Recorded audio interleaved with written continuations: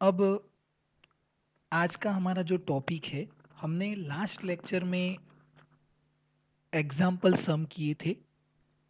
11th तक हमने example some किए थे। ओके, पहले 4 एग्जाम्पल लिए थे, फिर 5 to 11 नंबर तक हमने एग्जाम्पल किए थे। अब उसके आगे हमने कौन सा टॉपिक डिस्कशन किया था, उसको जरा हम री मतलब रिमाइंड करना चाहते हैं, और उसके साथ ही हम आज का नया टॉपिक स्टडी करना चाहते हैं। तो याद करो बच्चों कि इसके आगे हमने एक टॉपिक डिस्कशन किया था, और वो टॉपिक था फोटोन के बारे में। किसके बारे में था? फोटोन के बारे में, कि फोटोन क्या है। फोटोन क्या है? तो देखिए, इसको एक बार फिर से अच्छे से समझ लीजिए कि in last theoretical video lecture we will discuss about photon. What is photon? Photon is a light. देखिए यहाँ पे ये सन है, और सन से ये लाइट आ रही है। सन से जो लाइट आ रही है, वो लाइट किस फॉर्म में आ रही है? तो हमको पता है कि वो रेडिएशन फॉर्म में आ रही है। किस फॉर्म में आ रही है? रेडिएशन फॉर्म में। पर ये जो रेडिएशन फॉर्म है, उसको ये रेडिएशन यहाँ पे स्ट्राइक करते हैं, और इस प्लेट से क्या एमिट करते हैं? इलेक्ट्रॉन को। तो ये रेडिएशन जब यहाँ पे टकराएंगे, पर रेडिएशन के पास तो मास नहीं होता है। टकराने वाली चीज क्या होती है? पार्टिकल होती है। तो इस रेडिएशन को ही हमने किस फॉर्म में स्टडी किया? इस रेडिएशन को हमने पार्टिकल के फॉर्म में स्टडी किया। किस फॉर्म में? पार्टिकल के फॉर्म में, मैटर के फॉर्म में। क्योंकि टकराने वाली चीज क्या होती है? मैटर। ये इसको स्ट्राइक करेगी, तभी तो इसमें से इलेक्ट्रॉन एमिट होंगे। समझ में आया? पर अगर रेडिएशन टकराएंगे तो रेडिएशन के पास मास नहीं है, मतलब ये इसको इतने ज्यादा हीट नहीं करेगा। जैसे हम सन के सामने खड़े रहते हैं, तो उसमें से हमको रेडिएशन मिलते हैं, और उस रेडिएशन में से हम एनर्जी एब्जॉर्ब करते हैं। तो किस आप में से किसी को ऐसा मतलब एक्सपीरियंस हुआ है कि आप सन के सामने खड़े हैं, और उसमें से रेडिएशन आपको स्ट्राइक करते हैं और आप गिर जाते हो? कोई गिर गया इसमें से सन के रेडिएशन से? नहीं ना। तो हम, यस ऐशा, नो, हम इजीली उसको क्या करते हैं कि एक्सपीरियंस करते हैं। उसको हम देखते नहीं है, एक्सपीरियंस करते हैं। तो फील करते हैं कि उसमें से हमको एनर्जी मिलती है। जैसे ज़्यादातर हम ठंड की सीजन में बाहर खड़े रहते हैं, तो उसमें से हमको एनर्जी मिलती है, पर वो रेडिएशन के फॉर्म में है। पर इस रेडिएशन को हम पार्टिकल फॉर्म में समझते हैं, और इस पार्टिकल को ही हमने क्या मान लिया? फोटोन। इस पार्टिकल को हमने क्या मान लिया? फोटोन। तो photon is a basically radiation ही है। पर इस रेडिएशन को अगर मैं पार्टिकल फॉर्म में स्टडी करूंगा, कि ऐसे पार्टिकल फॉर्म में आ रहे हैं, तो मैं उसको क्या बोलूंगा? फोटोन। और फिर हमने इस फोटोन की कैरेक्टरिस्टिक स्टडी की थी। हमने क्या स्टडी किया था? फोटोन की कैरेक्टरिस्टिक, कि एनर्जी ऑफ फोटोन कितनी होती है? किसी को याद है? एनर्जी ऑफ फोटोन कितनी होती है? E is equal to H nu. और उसकी प्रॉपर्टी क्या थी? कि उसके पास मोमेंटम होता है। फोटोन के पास मोमेंटम होता है कितना? P is equal to H upon lambda. और फोटोन की प्रॉपर्टीज क्या थी? कि फोटोन जो है वो momentum conservation law and energy conservation law को फॉलो नहीं करता है। उसके पास कोई चार्ज नहीं है। That way it not follow electric field and it not follow magnetic field. Zero mass, उसके पास मास, शाहीन, उसके पास मास तो नहीं होता है। पर कब नहीं होता है? जब वो रेडिएशन फॉर्म में होता है तब। पर रेडिएशन फॉर्म को हमने किस फॉर्म में मान लिया? पार्टिकल फॉर्म में। अब पार्टिकल फॉर्म में मानते हैं, तभी तो उसके पास मास होगा। आया समझ में बेटा? रेडिएशन ही है, पर रेडिएशन को हम किस फॉर्म में एक्सेप्ट करते हैं? पार्टिकल फॉर्म में। ओके, तो उसके पास मास होगा। यहां से देखिए मोमेंटम, और मोमेंटम क्या होता है? M into we. ओके, अब हम ऐसे ही कैसे मान ले कि ये रेडिएशन फोटोन के फॉर्म में है, पार्टिकल फॉर्म में है? तो हमको इसका एक्सपेरिमेंट करके दिखाया गया। और हॉलवेक एंड लेनार्ड, कौन से दो साइंटिस्ट थे? हॉलवेक एंड लेनार्ड। ये दोनों साइंटिस्ट ने हमको एक्सपेरिमेंट करके दिखाया। और कौन सा एक्सपेरिमेंट किया? Photo electric experiment. Photo electric experiment. ये दोनों ने फोटो इलेक्ट्रिक एक्सपेरिमेंट किया और हमको बताया कि ये जो रेडिएशन है वो पार्टिकल फॉर्म में होते हैं। Okay, is that clear? यहाँ तक क्लियर है आपको? जो लास्ट टॉपिक हमने रिमाइंड किया वो। अब इसके बाद आज हमको समझना है, वेरी गुड ईशा शाहीन, बहुत अच्छा। आज हमको जो समझना है वो हमारा टॉपिक है, अभी तक हमने रेडिएशन को पार्टिकल फॉर्म में स्टडी किया। अब हमारा टॉपिक है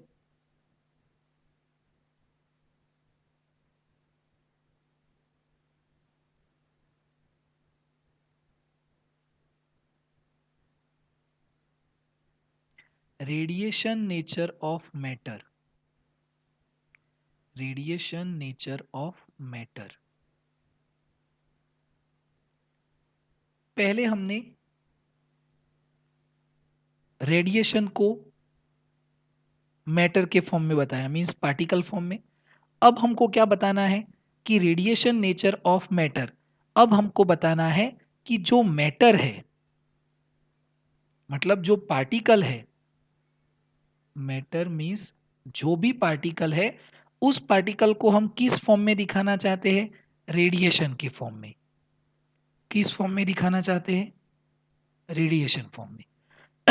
पहले हमने क्या स्टडी किया कि रेडिएशन को किस फॉर्म में दिखाया? पार्टिकल फॉर्म में।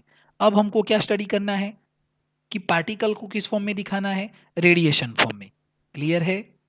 अब ये टॉपिक आज हमको स्टडी करना है कि जो भी मटेरियल है, जो भी पार्टिकल है, उसके पास रेडिएशन नेचर होता है। वो वेव की तरह चलता है। किस फॉर्म में चलेगा? वेव की तरह चलता है। जैसे अब मुझे आंसर देना कि मेरे पास एक पत्थर है, ये एक छोटा सा पत्थर है। आप सबने पत्थर देखा है और किसी किसी को मारा भी होगा, बरोबर है? तो ये पत्थर है। अब इस पत्थर को मैं थ्रो करता हूं तो ये पत्थर ऐसे चलेगा, ऐसे वेव फॉर्म में चलेगा। फिर से, ये पत्थर क्या है? पार्टिकल है। ये क्या है? पार्टिकल। और उसको अब जब थ्रो करेंगे तो वो किस फॉर्म में जाएगा? वेव फॉर्म में, रेडिएशन फॉर्म में जाएगा। अब मुझे आप आंसर दो कि आप सबने पत्थर, पेन, इरेजर, शार्पनर, ऐसे बहुत सारे पार्टिकल मैटर आपके पास होते हैं। तो इसमें से आपने कभी किसी को थ्रो किया हो और वो ऐसे चलता है, आपको दिखा है कभी वेव फॉर्म में चला हो ऐसा? नो। ईशा को नहीं दिखा, शाहीन आपको भी नहीं दिखा कि जो पार्टिकल है वो ऐसे वेव फॉर्म में चलते हैं, ऐसा आपको नहीं दिखा। ओके, मुझे भी नहीं दिखा। क्योंकि पार्टिकल जो है वो तो किस फॉर्म में जाते हैं? स्ट्रेट फॉर्म में, स्ट्रेट चलते हैं ना। पर यहाँ पे हमको ये प्रूफ करना है, ऐसा समझना है कि रेडिएशन नेचर ऑफ मैटर, ये जो मैटर है, ये जो पार्टिकल है, हमारे अराउंड जितने भी पार्टिकल है, जितने भी मैटर है, उसको जब हम थ्रो करते हैं तो वो किस फॉर्म में चलते हैं? वेव के फॉर्म में चलते हैं। तो दिखते क्यों नहीं है? हमको ऐसा तो नहीं दिखता है, हमको कभी नहीं दिखा। हमने जब थ्रो किया, पत्थर लेके थ्रो किया, जब हम ग्राउंड में बैठते हैं तो आप भी जब एक्सरसाइज का लेक्चर होता है 9th 10th में, निचले लोअर स्टैंडर्ड में थे, तब ग्राउंड में बैठते होगे तो अपने फ्रेंड को, एक दूसरे को ऐसे पत्थर ही मारते होगे। तो आपने देखा है कि पत्थर ऐसे वेव के फॉर्म में चलता है और उसको जाके स्ट्राइक करता है? नहीं देखते। हमको ये जो पार्टिकल है उसके अराउंड वेव नेचर दिखता ही नहीं है। पर फिर भी हमको ये समझना है। और इसके बारे में सबसे पहले हमको किसने समझाया? तो ये हमको सबसे पहले समझाया डी ब्रोगली ने। किसने समझाया? डी ब्रोगली ने। डी ब्रोगली ने हमको समझाया कि जो मैटर है उसके पास रेडिएशन नेचर होता है। मैटर के पास कौन सा नेचर होता है, रेडिएशन नेचर होता है। तो उसके लिए डी ब्रोगली ने अपना एक हाइपोथेसिस दिया, तो हम यहाँ पे स्टडी करेंगे de Broglie hypothesis. Hypothesis, hypothesis का मतलब क्या होता है, किसी को पता है? एक statement without proof. Hypothesis means क्या? Without proof. ओके, तो डी ब्रोगली ने हमको उनका एक हाइपोथेसिस दिया, और वो हाइपोथेसिस क्या था? तो देखिए यहाँ पे मैं नोट कर रहा हूँ। उनका हाइपोथेसिस बहुत सिंपल था, और उन्होंने हमको बताया कि nature loves symmetry. Nature loves symmetry, ये इनका हाइपोथेसिस था। चलिए, कितना अच्छा स्टेटमेंट दिया है कि नेचर लव्स सिमेट्री, ये इनका हाइपोथेसिस था। अब इससे हमको क्या समझना है, ये हाइपोथेसिस हमको क्या समझाता है?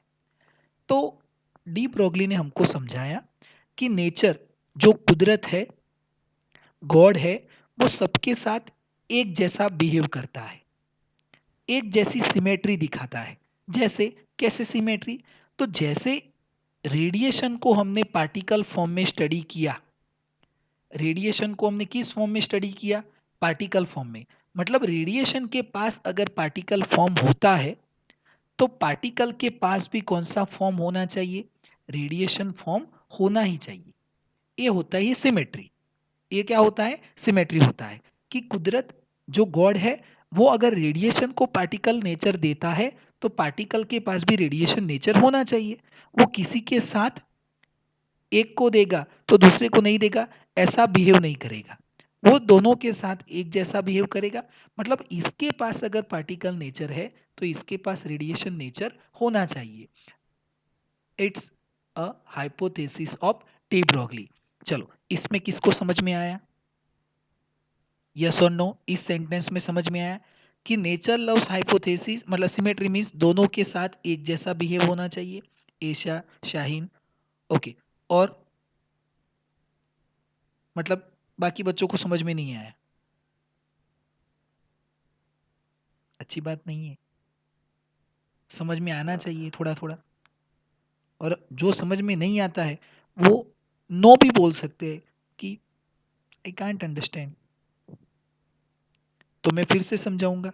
ओके, तो देखिए, ए, जैसे इसके पास दो नेचर है, वैसे इसके पास भी दो नेचर है, ऐसा डी ब्रोगली ने सबसे पहले हमको समझाया कि नेचर लव सिमेट्री, मतलब पार्टिकल के पास भी रेडिएशन नेचर होता है।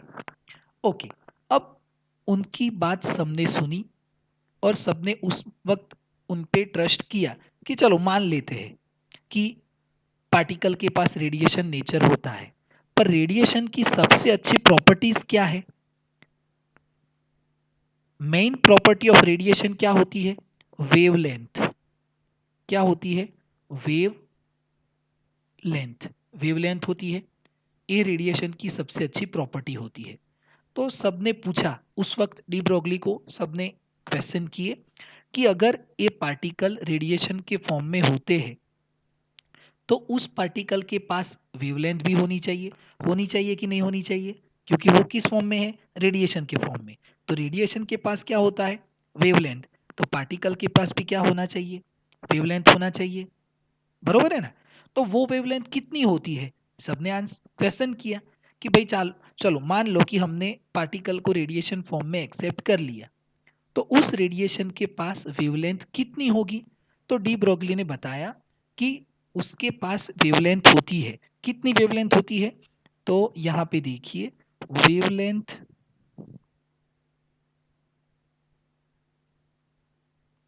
Lambda is equal to H upon P, इतनी होती है। डी ब्रोगली ने बताया कि ओ वेवलेंथ कितनी होती है? इतनी होती है। जो पार्टिकल होता है और उसके पास रेडिएशन नेचर होता है, तो उस रेडिएशन की वेवलेंथ कितनी होती है? Lambda is equal to H upon P. और ये वेवलेंथ हमको डी ब्रोगली ने दी, मतलब इस वेवलेंथ को हम क्या बोलेंगे? De Broglie wavelength. तो lambda is equal to H upon P is known as is known as de Broglie wavelength, de Broglie wavelength. चलिए, ये समझ में आया आपको? इस वेवलेंथ को हम क्या बोलेंगे? De Broglie wavelength. ओके, तो ये डी ब्रोगली ने दिया, मतलब हम इसको क्या बोलेंगे? De Broglie wavelength. ओके, अब इसके बाद एक पॉइंट समझिए। चलिए, यहां तक क्लियर है? यस और नो?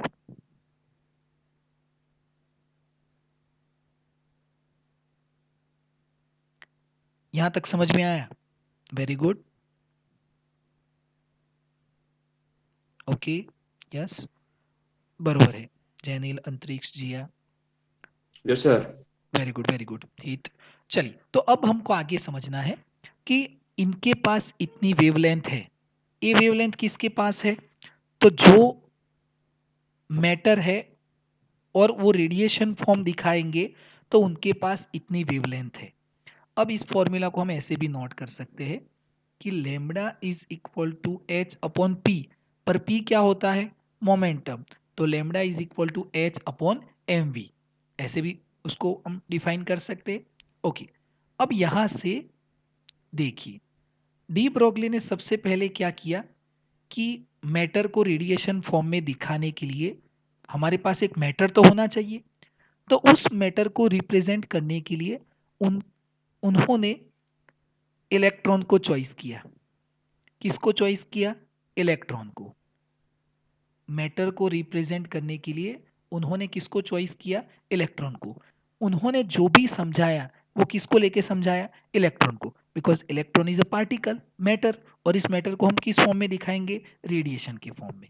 ओके, अब यहां पे देखिए, सबने उस वक्त पूछा, डी ब्रोगली को क्वेश्चन किए कि हमारे पास जैसे एक पार्टिकल है, जैसे हमारे पास एक मार्कर पेन है, एक पेन है, या तो मोबाइल है, पत्थर है, बरोबर है।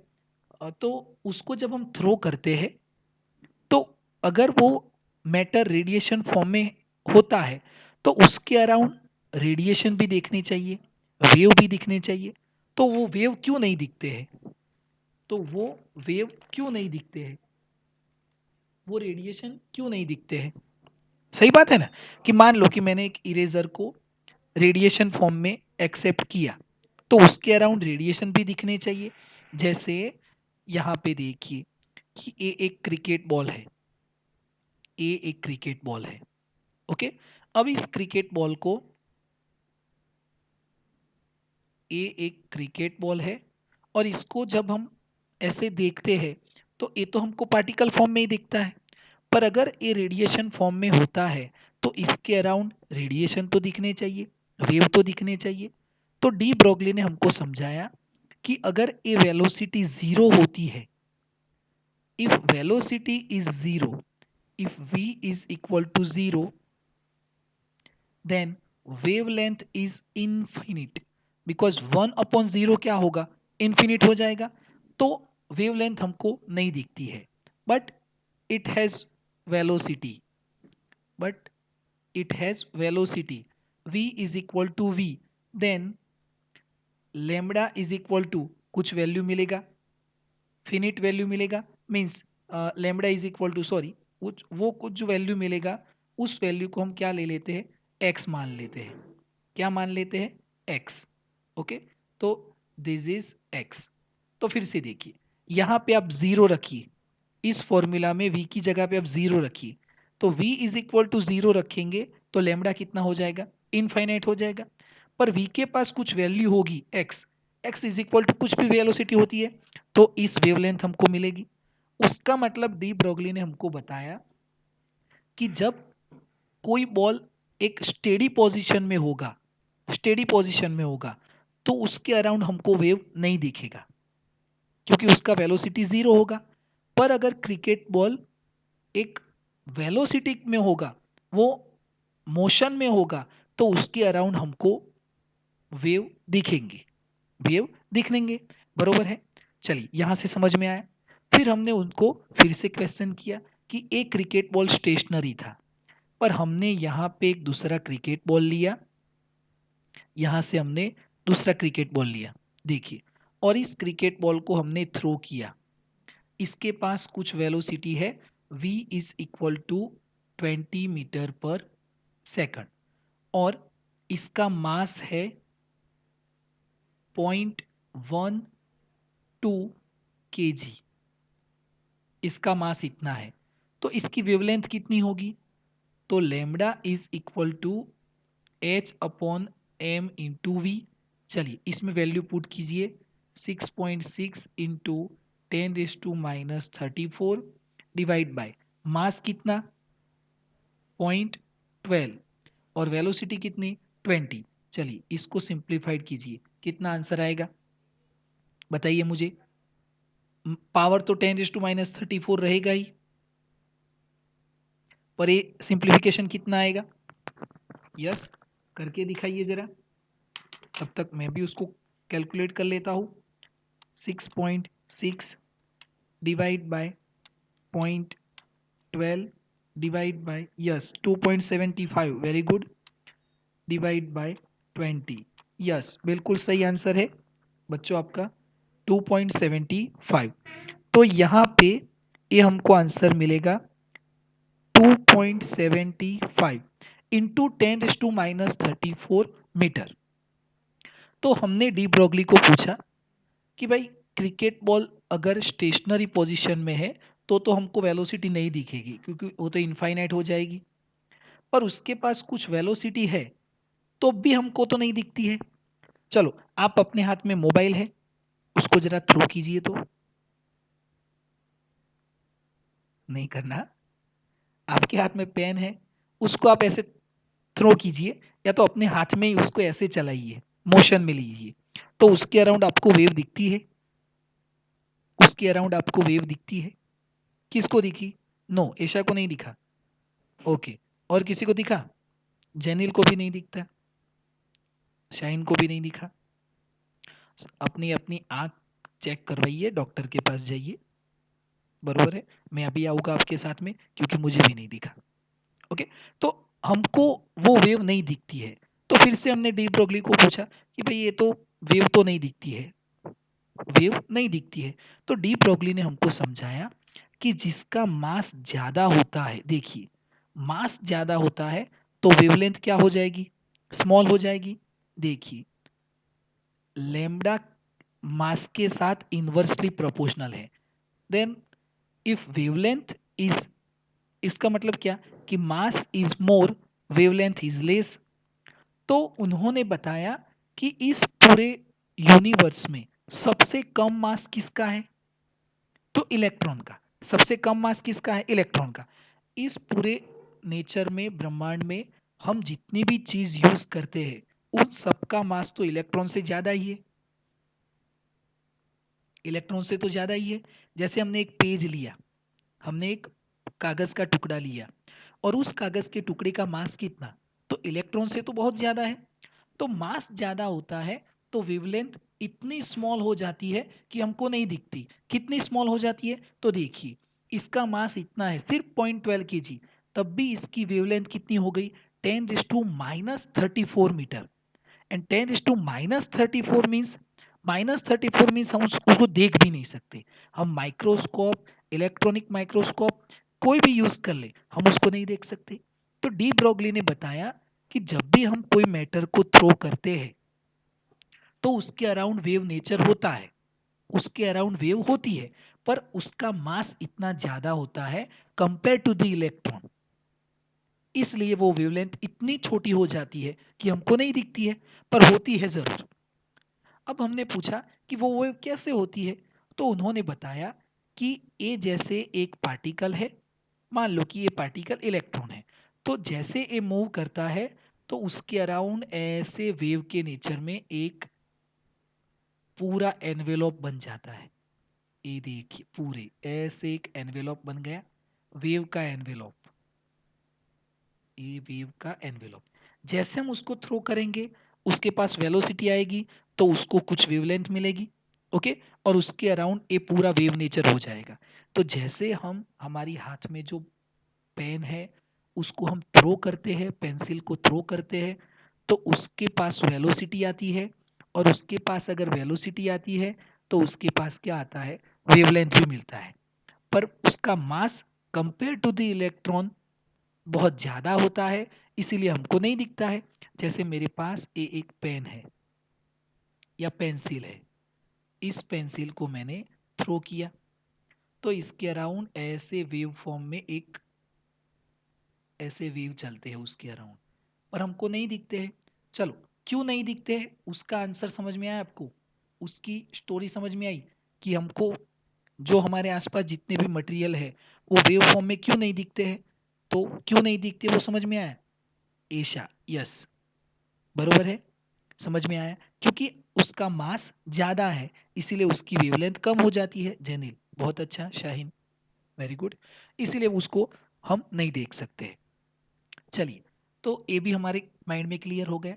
अब दूसरा क्वेश्चन हमारे माइंड में ये था कि अगर ये पूरा एनवेलप है, पूरा एनवेलप बन जाता है जब हम पार्टिकल को थ्रो करते हैं, तो इस एनवेलप में इस पार्टिकल का पोजीशन कहाँ पे होता है, इस पार्टिकल का पोजीशन कहाँ पे होगा, वो सेंटर पे होगा, यहाँ पे सेंटर पे होगा, या अपवर्ड इस डायरेक्शन में होगा, यहाँ पे होगा, यहाँ पे होगा, यहाँ पे होगा, ऊपर नीचे, लेफ्ट राइट, इसका लोकेशन कहाँ पे होगा।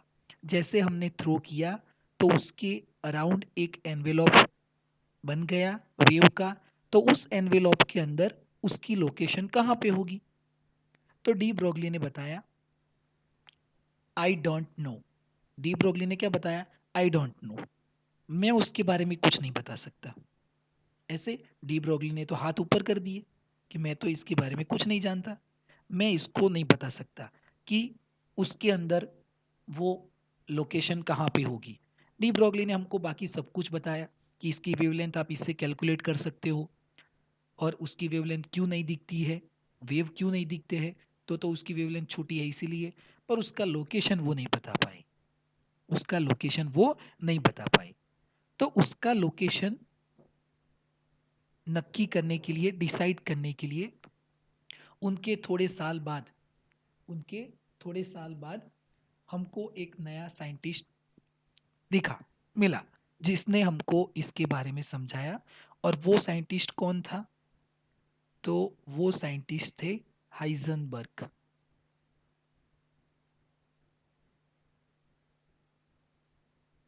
हाइजनबर्ग, और हाइजनबर्ग ने अपना एक प्रिंसिपल दिया,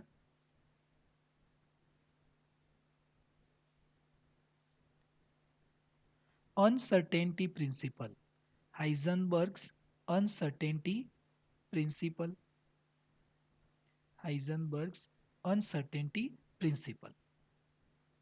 हाइजनबर्ग ने हमको एक प्रिंसिपल दिया इसका लोकेशन डिफाइन करने के लिए।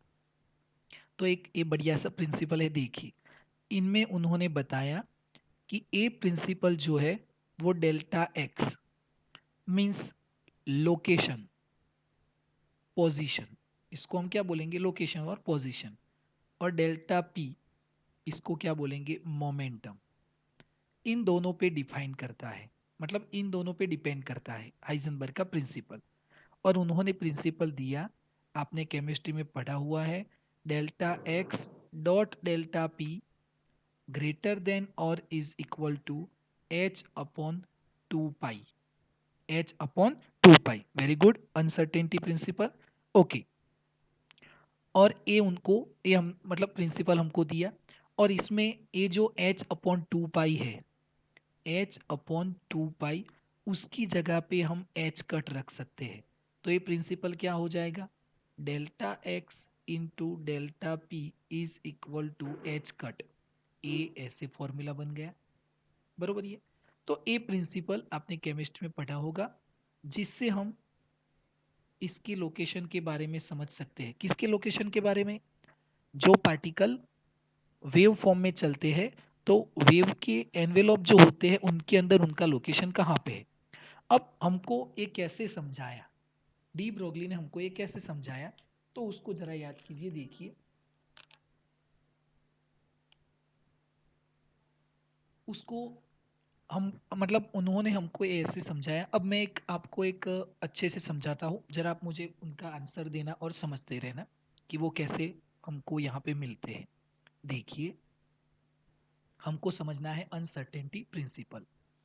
अब यहाँ पे देखिए, ए एक बड़ा सा ग्राउंड है। ए एक बड़ा सा ग्राउंड है, बहुत बड़ा ग्राउंड है, पर यहाँ पे हमारे पास इतनी ही स्पेस है।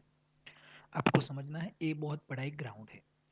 इस ग्राउंड के अंदर एक कॉइन, हमारा एक सिक्का यहाँ पे खो गया है। 1 रुपीज कॉइन या 2 रुपीज कॉइन, ऐसा हमारे पास एक कॉइन था, वो यहाँ पे खो गया है। ओके। अब मान लीजिए कि इस कॉइन के पास कुछ ना कुछ तो मास होगा ना। कॉइन के पास कुछ तो मास होता है, और हम समझने के लिए ऐसा मानते हैं कि उसके पास कुछ वेलोसिटी भी है। उनके पास कुछ वेलोसिटी भी है। तो इसके पास क्या है? मोमेंटम है। इस कॉइन के पास क्या है? मोमेंटम है। समझने के लिए, वैसे तो कॉइन के पास वेलोसिटी नहीं होती है, पर समझिए कि इस कॉइन के पास एक कुछ मास है और उनके पास एक कुछ वेलोसिटी है, और बड़े से ग्राउंड में वो खो गया। हमको नहीं पता है कि वो कहाँ पे गिर गया है, पर कहीं पे गिरा है और हमको नहीं पता है। अब हम ढूंढने जाएंगे, तो आप मुझे सोच के बताइए कि यहाँ पे क्या सर्टेन है? मोमेंटम सर्टेन है या लोकेशन सर्टेन है? किसको हम सर्टेन मान सकते हैं, किसको फिक्स मान सकते हैं? सोच के बताइए। लोकेशन सर्टेन है शाहीन, अच्छे से सोचिए। और कोई बताएगा कि क्या सर्टेन है? एशा, मोमेंटम सर्टेन है। आप भी सोचिए। चलो, और किसी को आंसर देना है? जैनिल, लोकेशन। अब देखिए, मेरी बात अच्छे से समझिए। बहुत बड़े ग्राउंड में 1 रुपीज का एक कॉइन खो गया है, और मैंने बताया कि इस कॉइन के पास कुछ मास है। उसका मास हम जानते हैं और उसकी वेलोसिटी भी हम जानते हैं। तो इसका मोमेंटम हम निकाल सकते हैं, इजीली निकाल सकते हैं। एम इंटू वी, इसका मोमेंटम निकल गया। पर इसको ढूंढेंगे कहाँ पे? इतना बड़ा ग्राउंड है, उस ग्राउंड में इसको कहाँ पे ढूंढेंगे? इम्पॉसिबल है। तो क्या सर्टेन हुआ? अब आपका आंसर दीजिए मुझे शाहीन। अब क्या सर्टेन हुआ? मोमेंटम या लोकेशन? मोमेंटम या location? Jainil, momentum. Shaheen, momentum. कैसे समझ में आया? क्योंकि एक ही कॉइन है, तो उसका एम इंटू वी हम निकाल सकते हैं, पर उसको ढूंढने जाएंगे तो नाइट हो जाएगी, फिर भी नहीं मिलेगा। क्योंकि बहुत बड़े ग्राउंड में, मतलब यहाँ पे क्या सर्टेन है? मोमेंटम सर्टेन है। यहाँ पे क्या सर्टेन है? Delta P is equal to zero. Zero का मतलब सर्टेन, मोमेंटम सर्टेन है। अब देखिए, ए हमारे पास इतना बड़ा ग्राउंड है, यही ग्राउंड है, फिर से हमने लिया। अब इस ग्राउंड में एक कॉइन यहाँ पे गिरा हुआ है, एक कॉइन यहाँ पे गिरा हुआ है, एक कॉइन यहाँ पे गिरा हुआ है, एक कॉइन यहाँ पे, एक कॉइन गिरा हुआ है यहाँ पे। ऐसे अलग अलग रुपीस के कॉइन गिर गए हैं।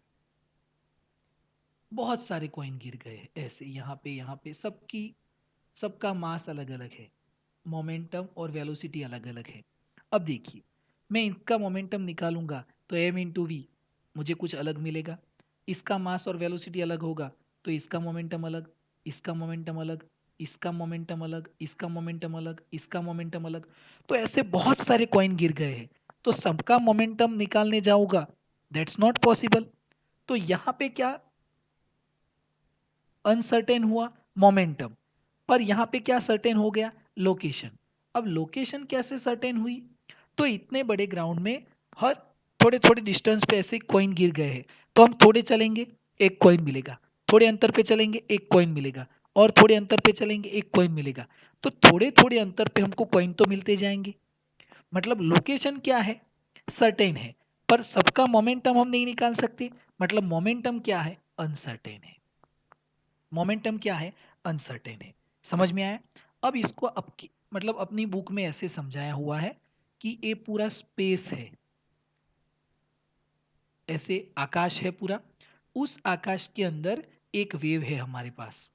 एक वेव देखिए, ये वेव ऐसी है,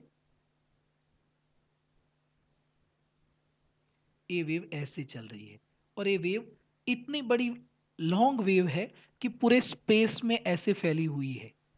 ओके, और एक वेव यहाँ पे है उसी स्पेस में। पहले हम इसको समझेंगे फिर इसको। एक वेव ए फिक्स वेव है। देखिए, स्पेस बहुत बड़ा होता है, उसके अंदर पूरे स्पेस के अंदर ए वेव ऐसे फैली हुई है। तो यहाँ पे क्या सर्टेन है और यहाँ पे क्या सर्टेन है? देखिए, यहाँ पे क्या सर्टेन होगा? इस स्पेस में पूरी वेव फैली हुई है, तो यहाँ पे क्या सर्टेन होगा? लोकेशन या momentum?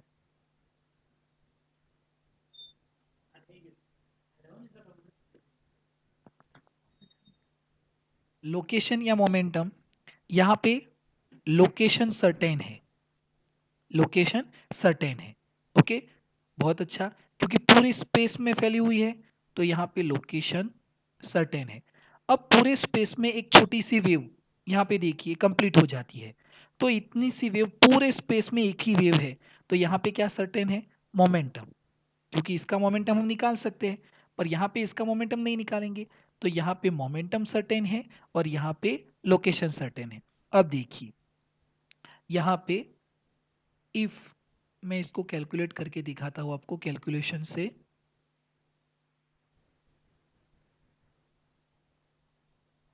If delta X is equal to zero, zero का मतलब certain, delta X is equal to zero का मतलब क्या है? सर्टेन। तो डेल्टा एक्स जीरो, तो इस फॉर्मूला से देखिए, डेल्टा एक्स जीरो, तो डेल्टा पी को सब्जेक्ट बनाइए। Delta P is equal to H upon 2 pi into delta X. अब ये डेल्टा एक्स जीरो हो जाएगा, यहाँ पे जीरो रख दीजिए, तो डेल्टा पी कितना मिलेगा? इन्फिनिट। तो अगर डेल्टा एक्स सर्टेन है तो डेल्टा पी इन्फिनिट मीन्स क्या हो गया? अनसर्टेन हो गया। और यहाँ पे देखिए, if delta P is equal to zero, तो इस फॉर्मूला में आप ऐसे कर सकते हैं, डेल्टा एक्स को सब्जेक्ट बनाइए, H upon 2 pi into delta P. अब इस डेल्टा पी को जीरो कर दीजिए, तो डेल्टा एक्स क्या हो जाएगा? इन्फिनिट। ओके, तो अगर डेल्टा एक्स सर्टेन है तो लोकेशन सर्टेन है, तो मोमेंटम अनसर्टेन हो जाएगा, और मोमेंटम सर्टेन है तो लोकेशन क्या हो जाएगा? अनसर्टेन। मतलब हाइजेनबर्ग ने भी हमको कोई सॉल्यूशन नहीं दिया, वो भी खुद अनसर्टेन थे, तो हमको इतना सर्टेन नहीं कर पाएंगे। पर उन्होंने ये समझाया कि अगर हम मैं लोकेशन को सर्टेन करूंगा तो मोमेंटम क्या हो जाएगा? अनसर्टेन। और अगर मोमेंटम को सर्टेन करूंगा तो लोकेशन क्या हो जाएगा? अनसर्टेन। समझ में आया बच्चों? तो यहाँ पे आप इसको अच्छे से समझिए कि हाइजेनबर्ग अनसर्टेनिटी प्रिंसिपल क्या है। अब अगर 2 मार्क्स में आता है तो आप लिख सकते हो, आप इसको लिख सकोगे, आएगा समझ में? तो आप इसको अच्छे से यहाँ पे नोट कर सकते हो, बरोबर है? अब देखिए, तो अभी तक अब तक वो इतना क्लियर नहीं है कि जब पार्टिकल को हम थ्रो करते हैं तो उसके अंदर इस पार्टिकल का जो लोकेशन होता है वो कहाँ पे होता है, वो अभी फिक्स नहीं है। पर जब डी ब्रोगली ने हमको ये समझाया तो पूरा अभी ये स्टोरी की तरह चल रहा था। पूरा ये अभी किस तरह चल रहा है? स्टोरी की तरह। इसका कोई एक्सपेरिमेंट तो है नहीं कि हम उसको एक्सेप्ट कर ले, अभी ये पूरा स्टोरी ही चल रहा है।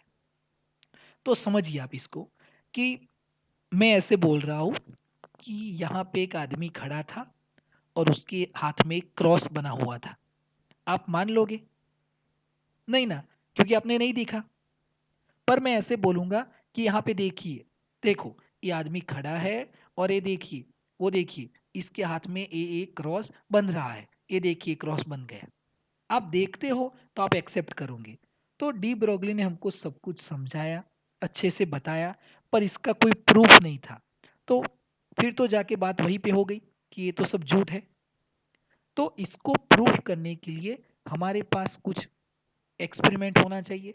जैसे हमने रेडिएशन को पार्टिकल फॉर्म में एक्सेप्ट किया, पर उसका एक्सपेरिमेंट हमको दिखाया किसने? किसने एक्सपेरिमेंट दिखाया? हॉलवेक एंड लेनार्ड ने, फोटो इलेक्ट्रिक एक्सपेरिमेंट। तो हमने उसको एक्सेप्ट किया। तो ये एक एक्सपेरिमेंट होना चाहिए कि मैटर के पास रेडिएशन फॉर्म होता है या नहीं होता है। तो वो एक्सपेरिमेंट दो साइंटिस्ट ने किया, डेविसन एंड जर्मर। वो हम हमारे नेक्स्ट वीडियो लेक्चर में उसको स्टडी करेंगे। अब हमको इस चैप्टर को कंप्लीट करने के लिए 2 लेक्चर चाहिए। अब हम 2 लेक्चर लेंगे, एक तो कल हमारा लेक्चर है ही, बरोबर है। तो 2 लेक्चर में चैप्टर कंप्लीट हो जाएगा। अच्छे से समझना, जो भी टॉपिक नहीं समझ में आया वो पूछना है आपको। तो आज का टॉपिक क्लियर है, यस और नो, और हम इसको फाइनलाइज करते हैं। यस, यस, वेरी गुड बच्चों, आपको Yes, समझ, very good, very good. yes, sir. Yes, yes, Thank you. Welcome, welcome. तो हम हमारा Thank you, sir. लेक्चर यहाँ पे कंप्लीट करते हैं। Thank you for join this lecture.